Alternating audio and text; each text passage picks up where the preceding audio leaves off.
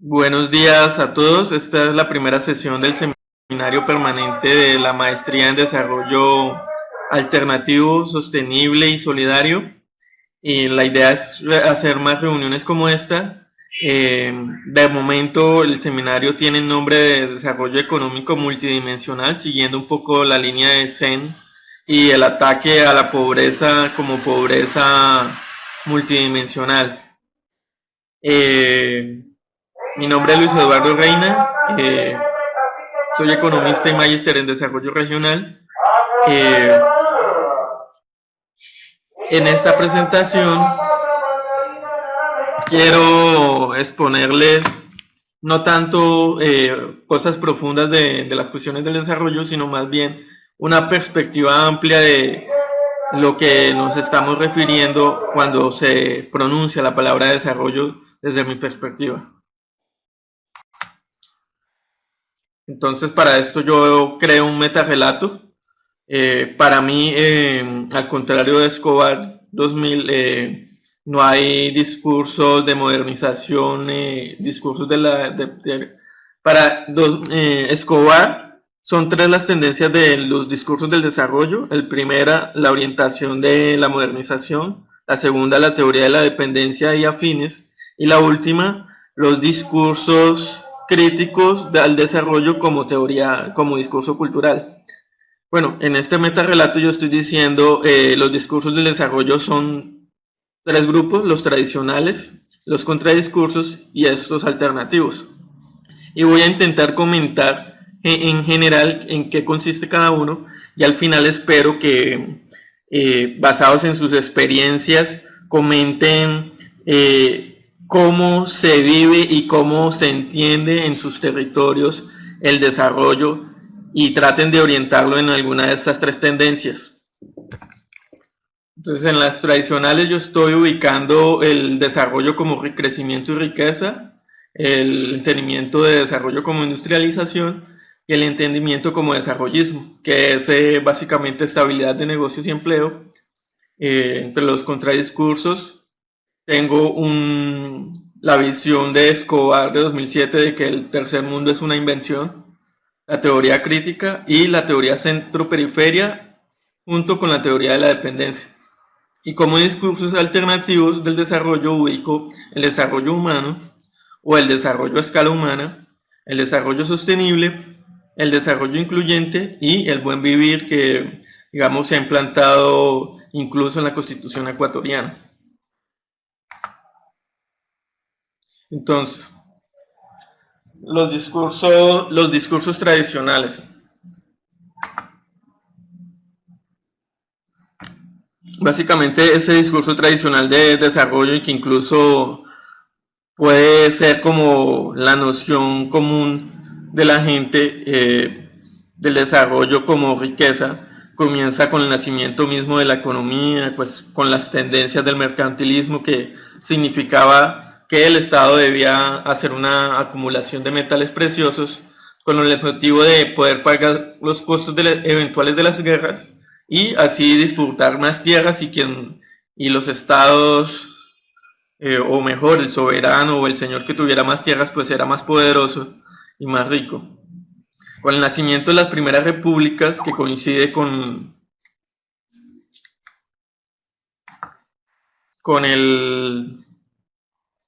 la aparición del primer libro de economía famoso, que es el ensayo sobre la naturaleza y causa de la riqueza de las naciones, se comienza a percibir que las naciones deberían procurar producir la mayor cantidad de productos, valga la redundancia, y que a través del fenómeno conocido como la filtración, que es muy propio de los economistas clásicos y neoclásicos, que consiste en que una mayor producción a través del fenómeno de la filtración terminará redundando en beneficios para toda la sociedad, ya que quienes producen dichos productos y quienes obtengan, así sean, no sean todos los dueños de los factores, estos tendrán que comprar servicios de las otras personas en la sociedad y por este medio las otras personas de la sociedad también se beneficiará. Entonces, en ese sentido, el progreso sería incrementos en la riqueza general.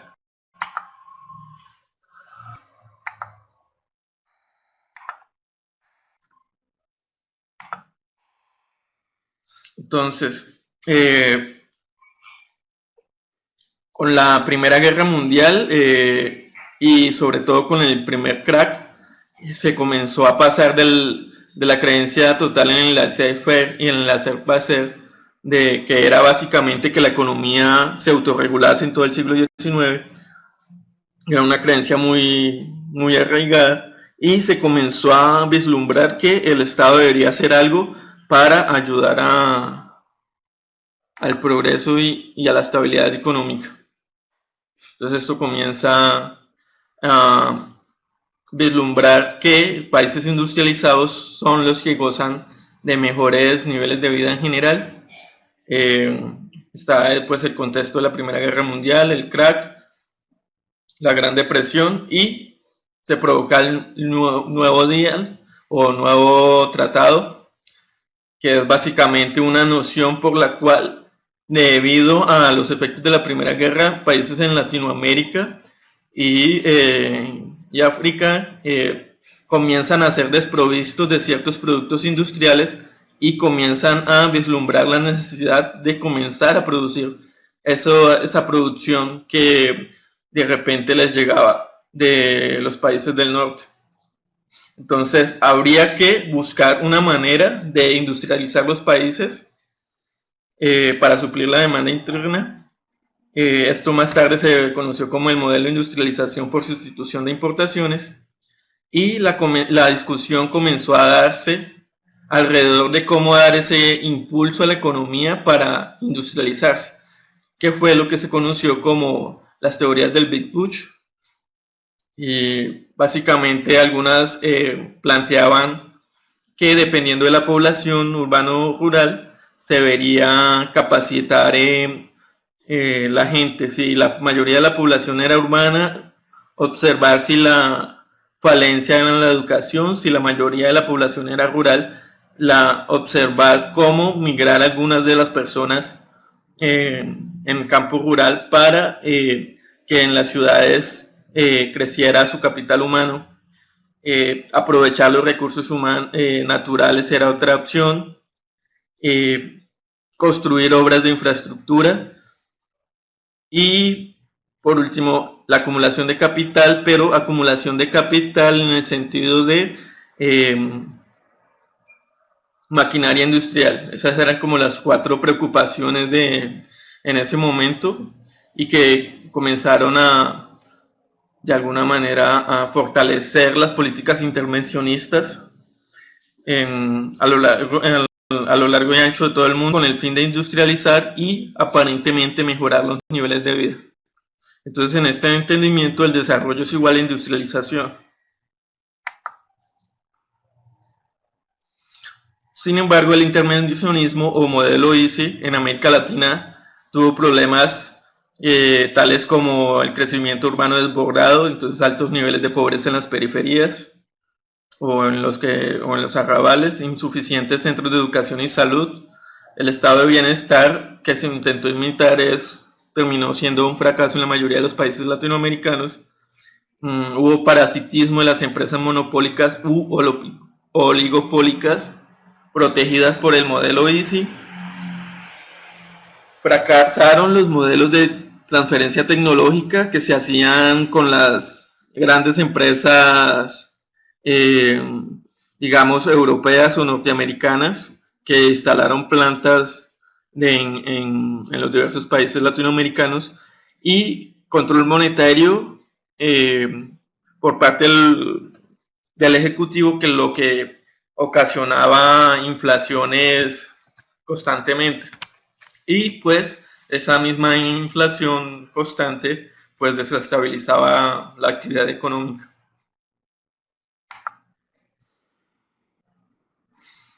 Por eso mismo fue que alrededor de los 70 Thatcher y Reagan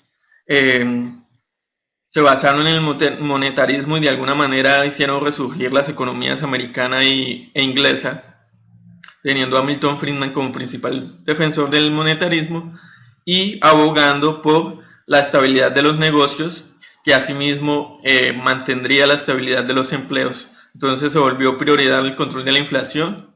Creo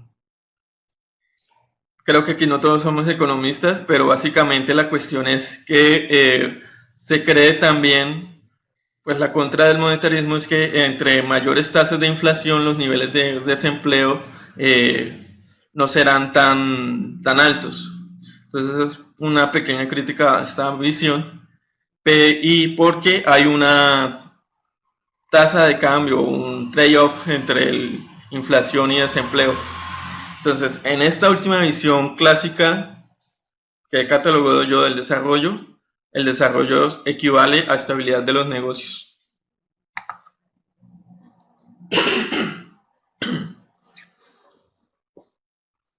Contradiscursos. Creo que aquí hay un pequeño error, aquí deberían estar los... Sí, estos son los contradiscursos. Bueno, el tercer mundo como invención, teoría crítica y teoría centro-periferia. A lo que bien se refiere Escobar con el tercer mundo como invención, es que en realidad es todo un programa que inició desde el 20 de enero del 49, cuando el presidente Harry Truman de Estados Unidos anunció que iba a tener un trato justo con el resto de la sociedad mundial para crear las condiciones necesarias para reproducir en todo el mundo los rasgos característicos de las sociedades avanzadas de la época: altos niveles de industrialización y urbanización, tecnificación de la agricultura, rápido crecimiento de la producción material y los niveles de vida, y adopción generalizada de la educación y los valores culturales modernos. Y a partir de ese discurso, Europa, Norteamérica, algunas colonias inglesas fueron catalogadas de primer mundo en razón de su industrialización. Los países de influencia soviética fueron catalogados del segundo mundo, y el resto de los países no industrializados fueron catalogados como el tercer mundo. Y de esa manera se comienza a ver que entonces es una forma de algún conjunto de países decir: yo estoy industrializado y estoy bien, mi modelo de vida es el que se debe seguir. En ese sentido, tercer mundo es una invención, es una categoría inventada que está muy ligada con el discurso, con la crítica al desarrollo como discurso cultural, pero a mí me parece que merece una importancia para comentarse aparte. Ahora, ¿qué pasa con la teoría crítica? Que básicamente es como develar lo que realmente se quiere decir cuando se realizan estudios de desarrollo, sobre todo desde los organismos multilaterales y desde lo que se conoce como el centro.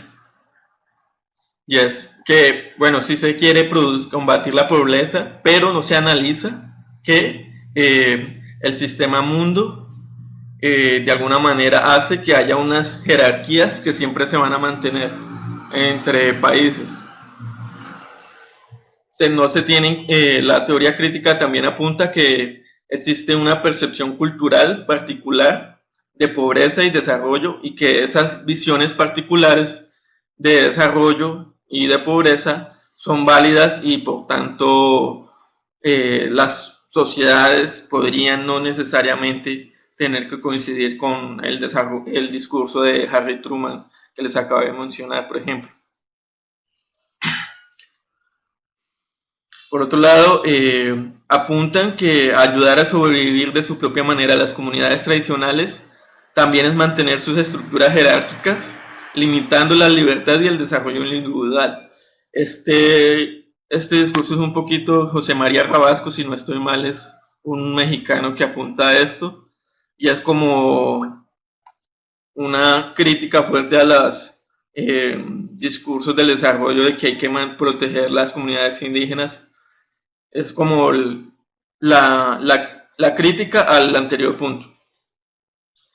En cuarto lugar, Algunos apuntan que las ayudas para el desarrollo de los países potencia se condicionan al marco institucional y que los países beneficiarios de ayudas se ven obligados a hacer modificaciones institucionales y que estas modificaciones están guiadas por intereses económicos y geopolíticos.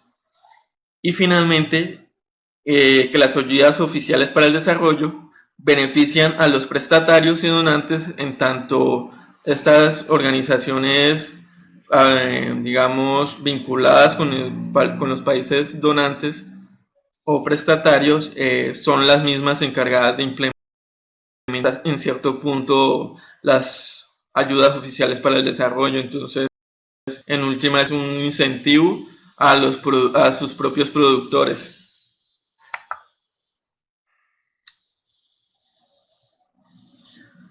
Voy a puntualizar un poquito en eso porque resulta un poco extraño, y es que la ayuda oficial para el desarrollo bilateral, sobre todo la ayuda oficial para el desarrollo bilateral, es decir, que va directamente de un país y no de una organización multilateral, está condicionada y el dinero usado es generalmente para comprar productos del servicio o servicios del país donador.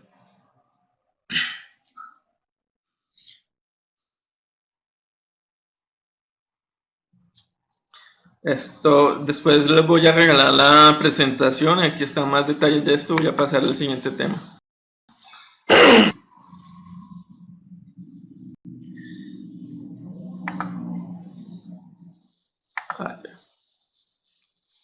Y finalmente están las teorías sistémicas, teoría de la dependencia y teoría centro-periferia.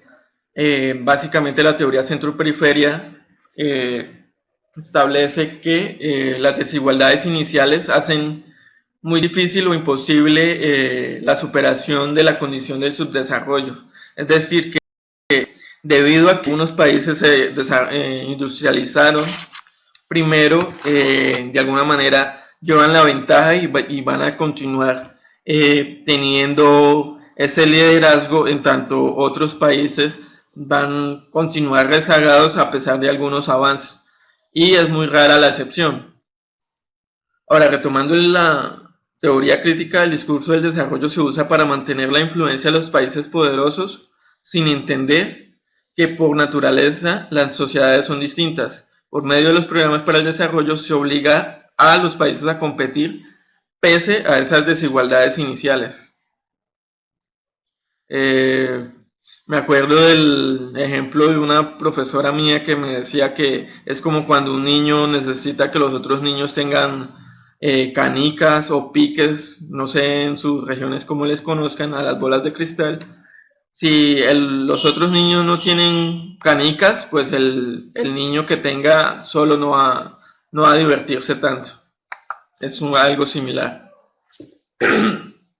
Finalmente, los discursos alternativos, aquí he incluido 4, podrían ser más, podrían ser menos.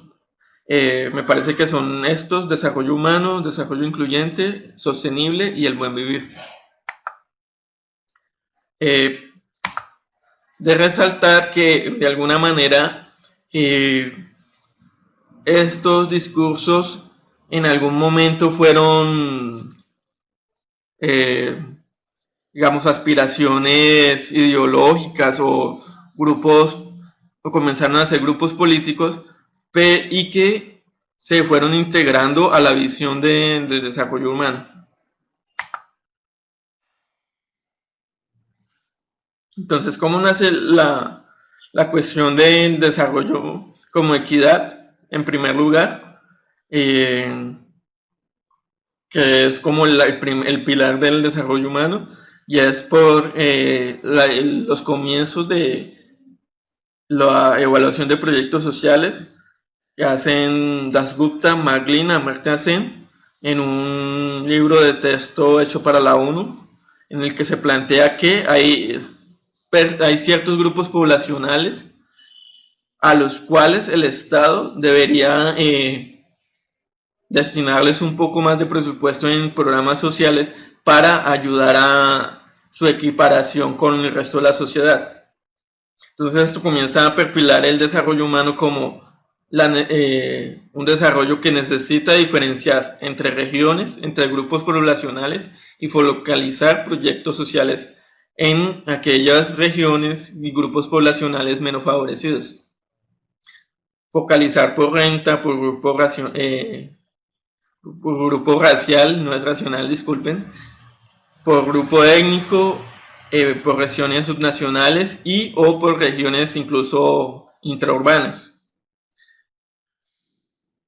Luego se avanzaría en la inclusión teniendo en cuenta las capacidades, que es después un desarrollo de Amartya Sen en el libro Desarrollo como Libertad y otros textos complementarios que desarrollaría Amartya Sen, que les recomiendo leer.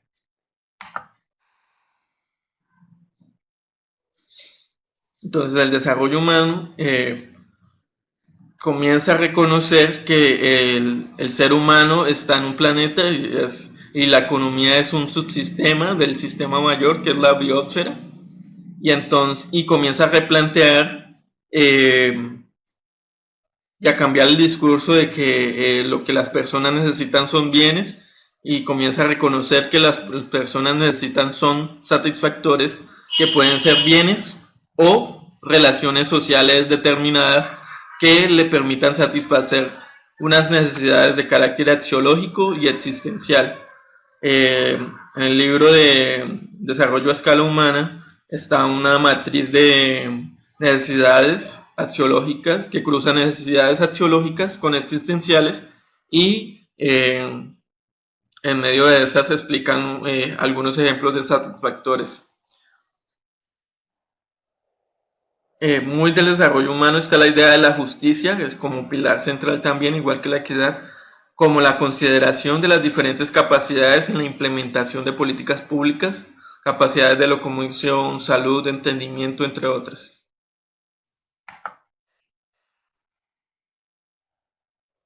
El desarrollo sostenible lo vinculo con esta imagen, considerando tres esferas: la social, lo económico y lo ecológico, y que en su cruzamiento, teniendo en cuenta las tres esferas al tiempo, tenemos el desarrollo sostenible. Solo que alrededor de lo ambiental aún hay discrepancias. Algunos discursos del desarrollo proponen el crecimiento cero, algunos el decrecimiento. Incluso algunas formas de pensamiento político proponen el anarcoprimitivismo, que es además de crecimiento cero, involuir y comenzar a ser de nuevo seres más primitivos y más, más en contacto con la naturaleza. Y es un discurso. Pero en lo central de quienes creen que no es necesario el crecimiento cero ni el decrecimiento, está en contra pues el ambientalismo débil, que cree que gracias a desarrollos tecnológicos vamos a poder superar los diferentes problemas que afronte la sociedad humana por la disminución de ciertos recursos naturales o por el calentamiento global.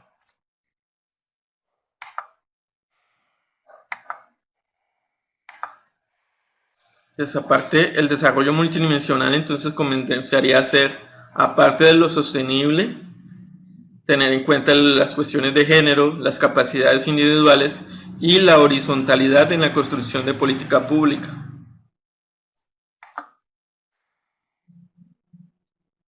Y finalmente quisiera mencionar el buen vivir como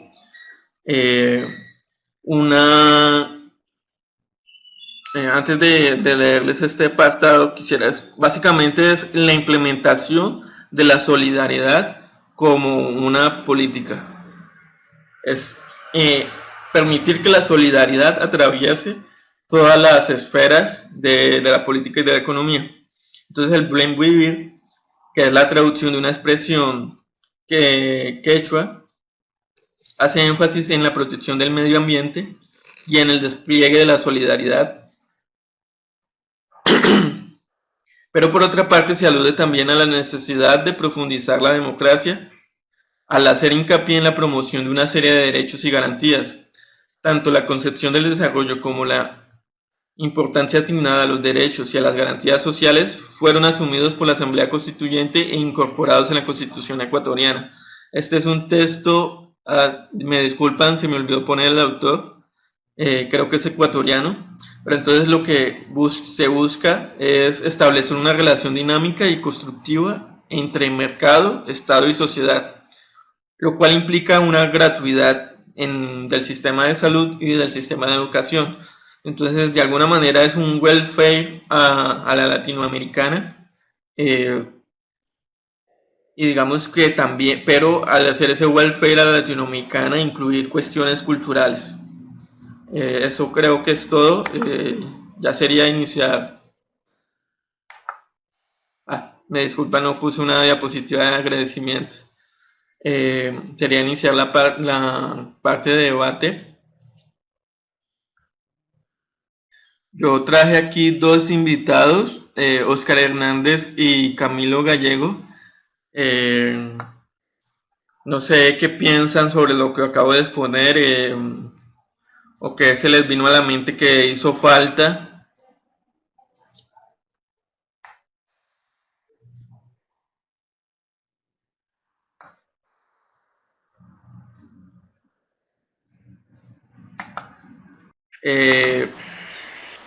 No había comentado quiénes eran Camilo Gallego. Camilo Gallego es un economista de la Universidad de los Llanos.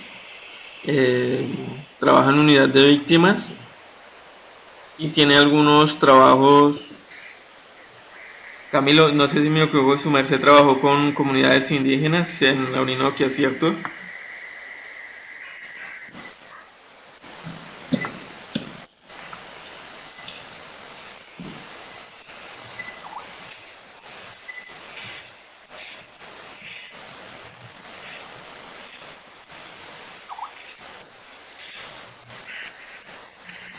Ya tienen activados los micrófonos. Entonces, cualquier pregunta, intervención. Buenos días, ¿me escuchan? Sí, Camilo, lo escuchamos. Habla Abelardino Gómez desde el Peñol, Antioquia.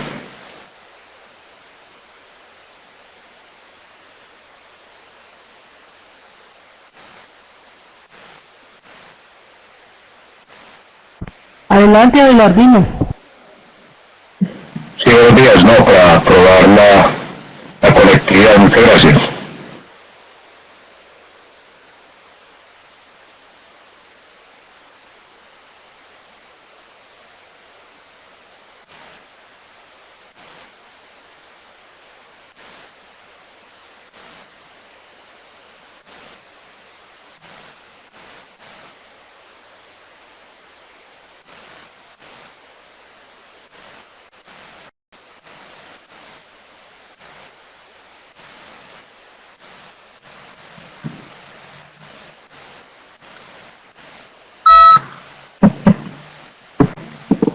¿Nadie tiene alguna intervención que realizar? Básicamente, para quienes llegaron un poco tarde, este es como el gran resumen de toda la presentación, de todo de lo que dije en esta media horita.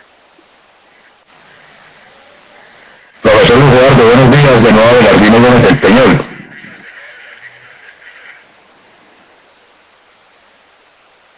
Luis Eduardo, yo veo que Oscar está pidiendo la palabra, está alzando la mano. No sé si le...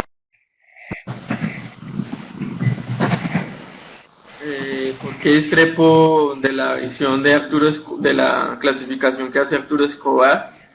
De alguna manera, él no aclara en dónde ubica el desarrollo humano. En el momento en el que él escribió su libro de postdesarrollo, su libro no, su artículo, eh, no estaba tan en auge todo esto del movimiento latinoamericano que se dio en Bolivia, en Ecuador y en Venezuela, que comenzó a dar paradigmas diferentes y que pues finalmente el más fuerte fue el buen vivir. Entonces, digamos que como no encontré además algunas cosas que me parecían importantes puntualizadas, me di a la tarea de crear otra visión, aunque el texto de Escobar desde luego es una gran revisión de todos los discursos del desarrollo muy válida. Estamos hablando de un artículo para los estudiantes, de un artículo que se llama los discursos, la era del desarrollo, si no estoy mal, que escribió Arturo Escobar en el 2000. Camilo me estaba pidiendo la palabra.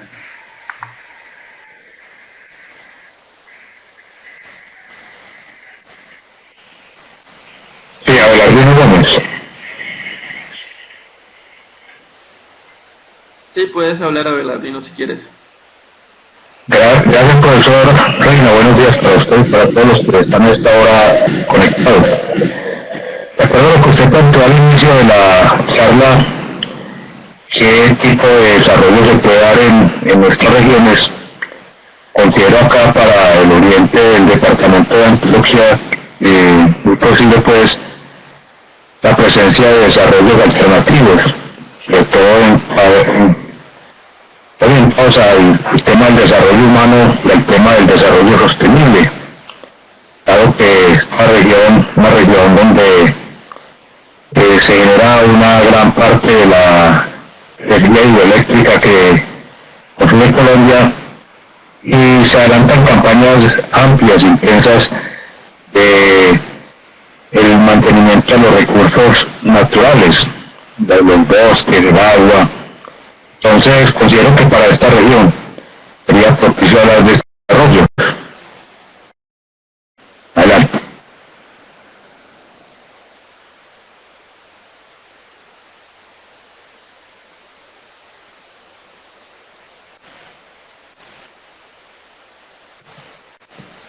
Latino, la verdad lo que yo quería como más bien plantearles era eso, que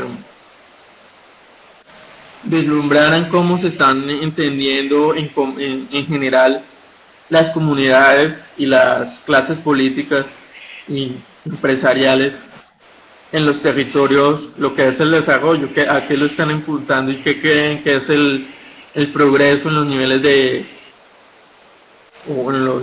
o en la calidad de vida de las personas, que en últimas, en general lo que persiste en los discursos del desarrollo es algún tipo de crecimiento, alguna base económica para el mejoramiento de las calidades de vida.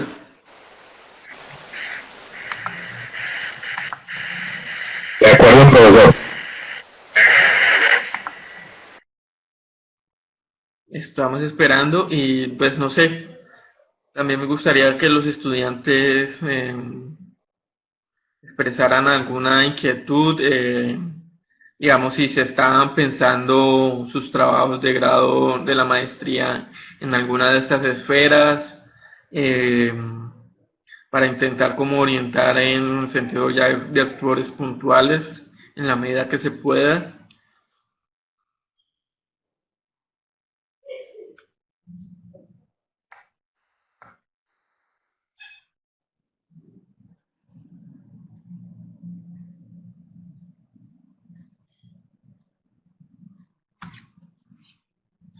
Bueno, vamos a esperar que Camilo está escribiendo porque no ha podido tener micrófono. Abelardín está pidiendo la palabra, creo que tiene micrófono, Abelardín. Sí, buenos días, doctora Irma, ¿me escucha? Señor. Bueno, no, preguntaba el profesor sobre la orientación de nuestros trabajos de grado. Yo por lo menos he buscado, creo que en concordancia con lo que acabamos de escuchar, un trabajo de grado orientado a enfatizar la necesidad de la educación universitaria en nuestros municipios. Son municipios que están un poco alejados de los centros universitarios, acá en Antioquia, como la ciudad de Medellín o Río Negro. Y precisamente mi orientación va hacia cómo lograr que en estos municipios la educación universitaria también pueda trascender, incluso buscando apoyo desde las mismas administraciones municipales y las entidades universitarias, buscando, orientándonos hacia lo que decía el profesor ahora, desarrollos alternativos, donde es tan importante el desarrollo a escala humana, de la satisfacción de los satisfactores de las necesidades. Lo mismo que el tema del desarrollo sostenible, buscando pues la conservación no solamente del territorio físico como tal, sino también pues del mismo fortalecimiento de la calidad de vida de las personas. Muchas gracias.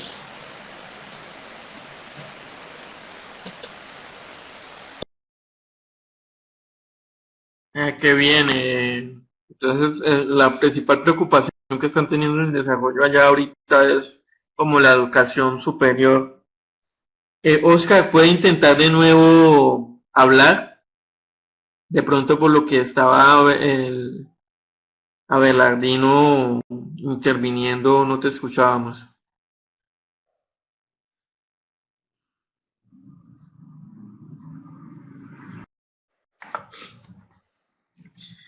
¿Cuáles han sido las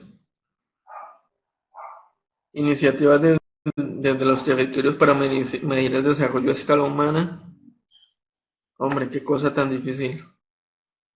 Es una pregunta muy difícil, Camilo. No sabría si algún territorio ha intentado medir el desarrollo a escala humana, digamos, hacer un índice, como si está, pues tenemos el índice de desarrollo humano, que nosotros sabemos que maneja las 3 dimensiones de salud, educación e ingresos, algunos salud, educación y vivienda, y que a partir de ahí, de un índice, intenta medir las diferentes dimensiones del desarrollo.